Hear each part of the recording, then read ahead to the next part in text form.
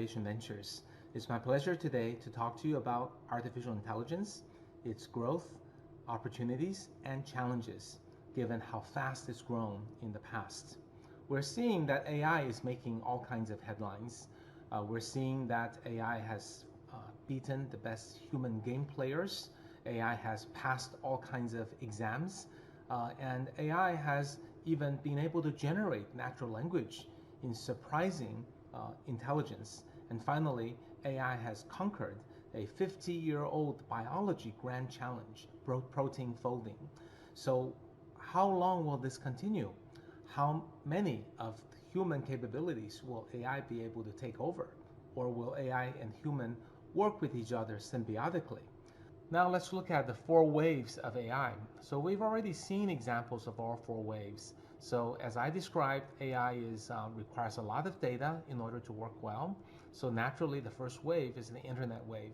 That is the Amazon, Alibaba, Google, Tencent of the world are able to collect a lot of data and use your internet application using your data and your own clicks as a way to learn to do things. So Amazon will show you more things that you click on, and it will get better because of it. The second wave is really over businesses that happen to have a lot of data. For example, banks can use it for credit card fraud detection. Insurance company can use it to rate insurance applications, and all of that is trained based on outcome.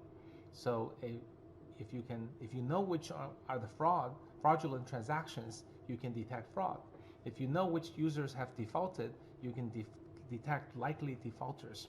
So if you have a lot of data, whether it's in public policy or public sector or education or healthcare or retail, all of that can be aggregated and used to make smart predictions. The third wave is called perception, and we've given examples of computer vision and computer speech. So understanding your environment, the ability to hear and see and recognize and understand. So that's something a lot of AI can do now. We see that even our phone has cameras, and it has sensors, it has microphones, you can talk to it, it can see. So we're seeing that deployed in more and more situations so that our homes will become smart, our cities will become smart as sensors are spread everywhere. You've probably heard the term IoT, Internet of Things, and these are effectively sensors spread everywhere. In the past, IoT didn't quite take off, but now you can collect all the data and use AI to process the data, make sense out of it, make smart decisions, and I think that will cause all flowers to bloom in the area of perception. The final area is autonomous AI. And we've also seen some examples: robots, autonomous vehicles, smart forklifts, and cars, and arms. So that will continue to expand further and able to really take over a lot of the blue-collar work. So you can see that these 4 waves are really impacting the industries under the 4 waves. And they will mature. The more data, the better they get. And all 4 waves will improve over the next decade or 2 and able to do a lot of things for us. So that brings us to a key question, which is, as AI becomes more and more powerful, trained by more data, what type of jobs might AI displace? So as we described, AI is going to first displace the repetitive jobs, and that's probably within the next 5 years. Then it will replace the more routine jobs. And then it will go after the optimizing jobs. Jobs that don't require deep thinking, but just requires checking a radiology picture, an MRI or CT, and determining whether someone has cancer or not. So that would be an optimizing job. What remains safe are jobs that are really complex, that require strategy, analytical thinking, reasoning across domains, common sense, and then jobs that are creative. Jobs that requires you to come up with new ideas that no one has ever had before. And when we think about the AI taking over some of the jobs and tasks, it's really not just the blue collar. Many people think, oh, the factory worker, the assembly line, those will go first. Oh yes, their jobs are endangered, but the white collar jobs are also potentially endangered. I gave the example of robotic process automation. You can imagine if an HR department starts using that and it's being used for collecting resumes, and once that works well, some people are replaced, it can go on to do email communication with the candidates. It can set up the interviews. It can coordinate the feedback. It can help facilitate decision making, and even do an offer negotiation once it understands a candidate. So once HR departments uses AI for recruiting, then it can think about using AI for training, for orientation, for performance evaluation. And when HR departments use more and more AI, then other departments like finance, legal, marketing, sales, customer service, they will follow. So AI displacement will not be immediate. It will take some time for it to find an entry into a company. But once it goes in, technologies will spread. So AI displacement is inevitable, it's gradual, and eventually it is also nearly total for the purpose of taking over routine work. So as we think about us and our next generations, many of our jobs will be potentially in danger. And also when we think about our children, also what are the hopes of their careers? How will they get educated? And if you have a 1-year-old, how do you envision their future? And what should they study? And how should the future of education be evolved? So to answer these questions, I think we should ask an important new question, which is what AI cannot do. And what I can tell you is that the AI, there are several things that AI cannot do. AI cannot create, conceptualize, or plan strategically. While AI is very good for optimizing a narrow objective, it's unable to pick out what objective that should be, or set its own goals or think creatively. So nor can AI have any common sense or think across complex domains. But the other key thing for us to realize is that AI also cannot feel or interact with empathy and compassion. That's something we believe is innate with human beings. So a robot trying to take care of an elderly person or making someone feel understood and cared for, that's not likely to be easy to do. And even if AI can kind of fake it, humans are unlikely to accept it. So there are 3 dimensions here. Let's put the first 2 dimensions on the picture.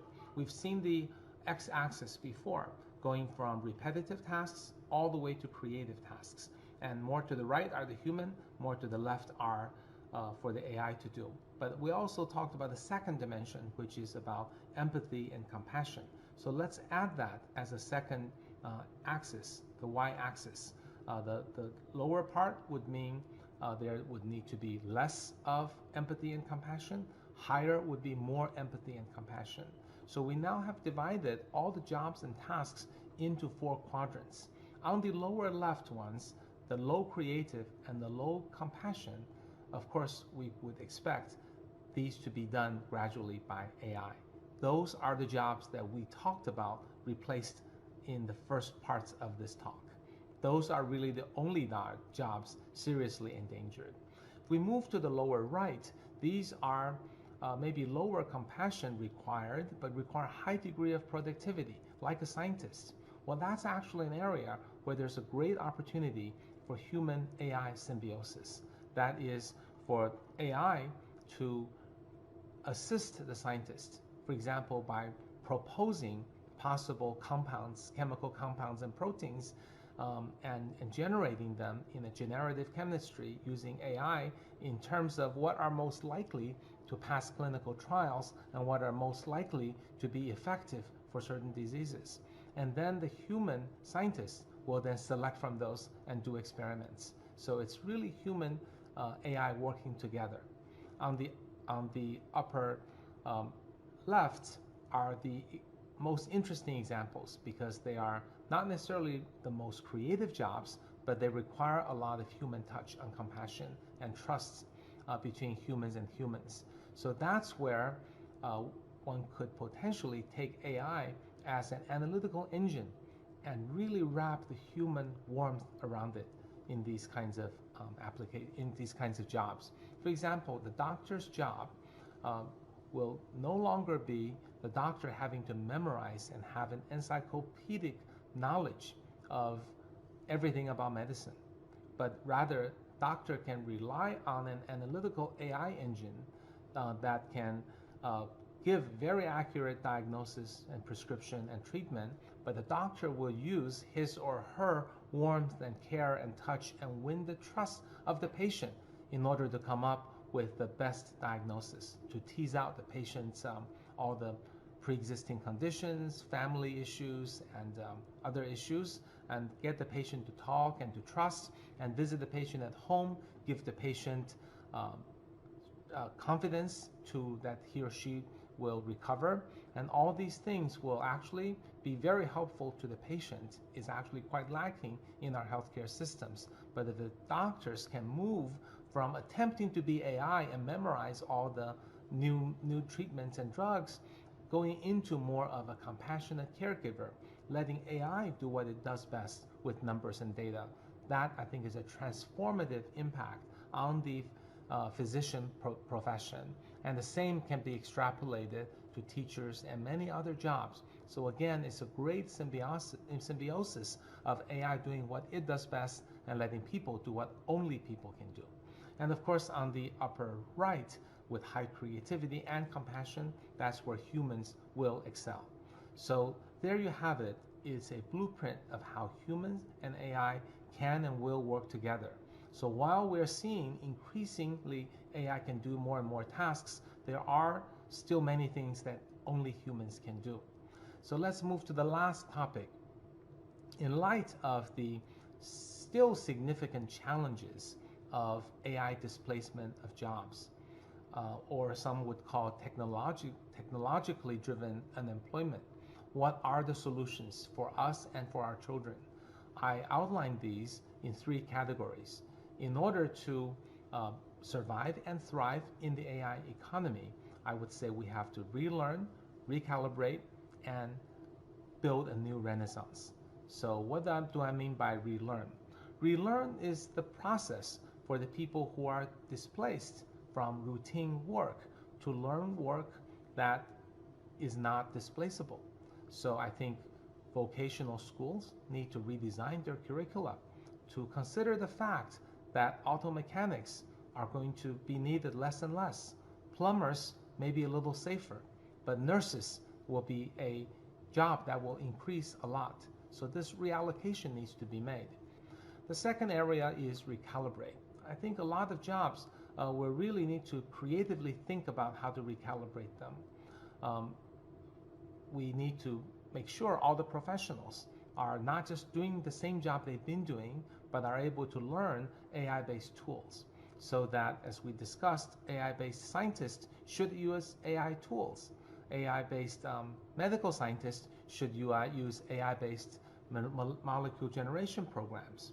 There will be AI tools being used in all kinds of places for people who are artists, who are writers, and the future doctors will need great AI diagnostic tools. The future of teachers will need to rely on AI for helping each student to get a customized education and an entertaining education by having one-on-one AI to student kind of customized teaching. But then the teacher will change the job into one where the teacher is more of a mentor to help the child to grow into someone that fits into the AI economy. So we also think there will be many new jobs that will be created. And we don't quite know what they are, but we should definitely be on the watch for what they can, for the opportunities that will arise. The last opportunities is the most fun. I call that Renaissance because it's really celebrating the human creativity, compassion, and humanity. Just like in the Italian cities that really the merchants funded the Renaissance, AI will create a phenomenal amount of wealth that can fund a new Renaissance. AI will inject interesting flexibility. People can perhaps work fewer hours, follow their passion, develop their talents, really go after and become the people they really want to be. With more time, I think there will be people who could be part-time artists, sculptors, writers, photographers, and also educators, I think, freed from the drudgery of having to grade homework, which AI will do. The teachers will be able to unleash their energy to design lessons that encourage curiosity, creative thinking, and critical thinking. So this renaissance, I think, is the most exciting and the fun part. So lastly, just to conclude, I think we're definitely seeing AI making a huge impact in the society. AI will do routine jobs for us, and that means we have to figure out ways to transition people along, and also make sure that the people are aware they need to be looking at a new AI era where the most important skills are different than before. So to conclude on this talk, we anticipate AI will dramatically change the world. At first, it looks like AI will take away a lot of jobs and tasks. But when we analyze it, we actually see what AI can and will do is take away the routine jobs. And while even that places significant challenges, and for us to really have to think about the 3 R's on how to overcome the next 15 to 20 years where routine jobs are being taken away. But if we look a bit beyond that, beyond the 15 and 20 years, what we see is that AI will have truly liberated us from having to do routine work and really be able to focus on the exciting, the fun, the passionate things. And these, after all, are the reasons why we came to this earth.